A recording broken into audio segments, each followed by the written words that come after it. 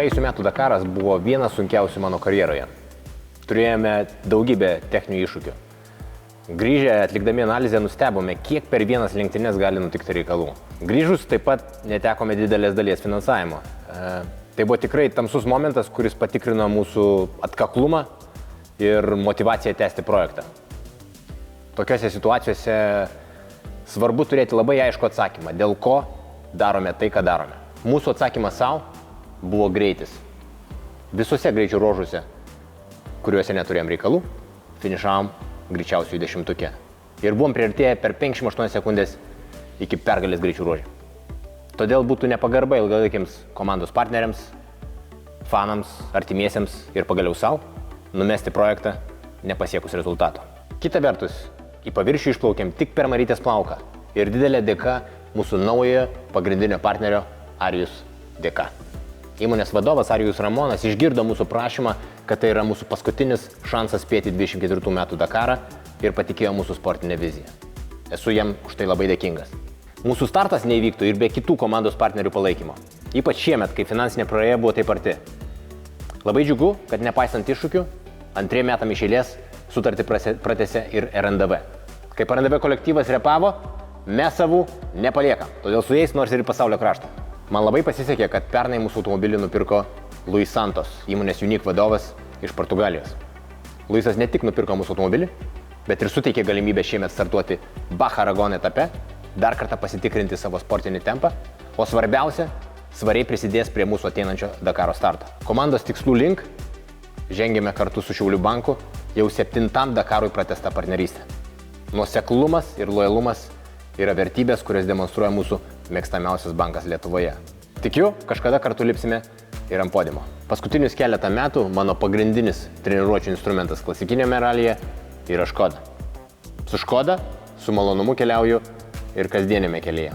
Džiugu, kad 3 metam iš eilės sutartį pratęsė ir Husqvarna. Numeris 1 prekės ženklas savo kategorijoje pasaulyje. Taip pat noriu papildomai paminėti dar vieną žmogų, kuris šiemet ypatingai prisidėjo prie mūsų projekto tęstinumo, kuris niekada nenuleidžia rankų, mūsų plėtros inžinierius Arūnas. Ačiū Arai. Akiliausi komandos fanai jau atpažįsta, koks automobilis stovi šalia manęs. Su dideliu pasididžiavimu noriu pranešti, kad 24 metų Dakare startuosime su mums puikiai pažįstamu mažyliu iš X-Raid komandos dirbtuvių.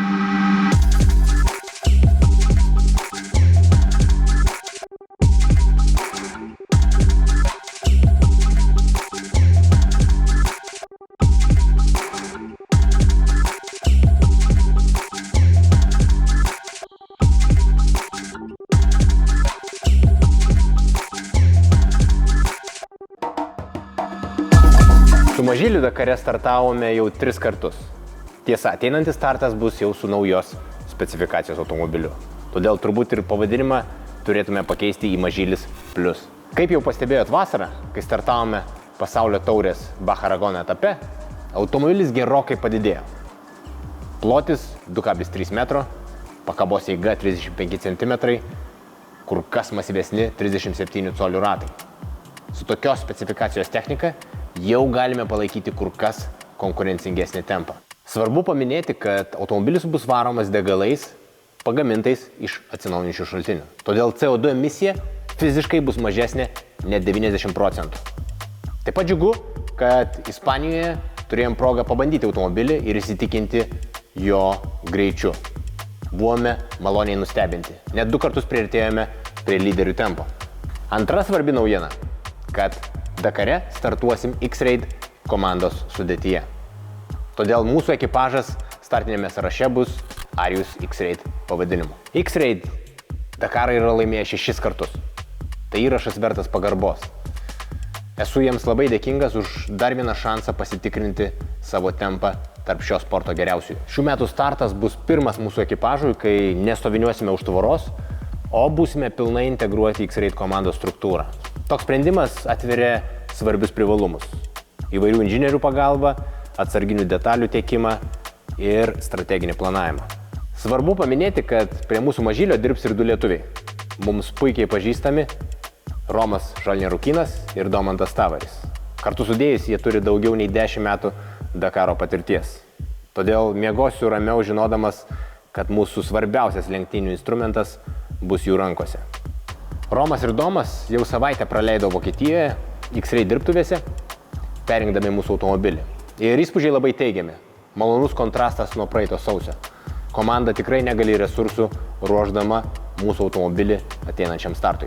Trečias svarbus pareiškimas, kad jau 4 Dakarą iš eilės šalia manęs šturmano kėdėje sėdės legendinis Paulo Fiuza. Mano nuomonė, Paulo yra vienas iš geriausių šio sporto specialistų. Neįtikėtina, kiek mažai navigacinių klaidų padarėme per paskutinius Dakarus. Kartais atrodo, kad jis tiesiog užuodžia, kur reikia važiuoti. Taip pat džiugu, kad turime gerą žmogišką santykį. Dar nesikio nesame susipykę automobilyje, vienas kitu pasitikime ir mums gerai sekasi.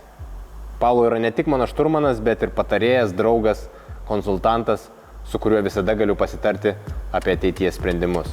Taigi, kas laukia sausio 5 dieną, kai stosiu jau į savo 9-ojo Dakaro startą?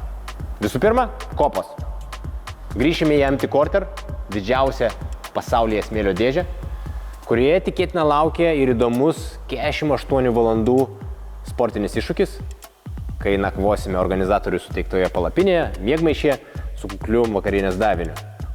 Svarbu, turėsime labai ribotą informaciją apie savo sportinį tempą. Šiemet vėl bus daug akmenų.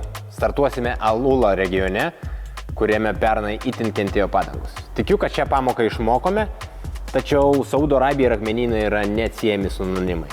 Todėl mažyliui lengva nebus. Taip pat žinome, kad lauks didelė konkurencija.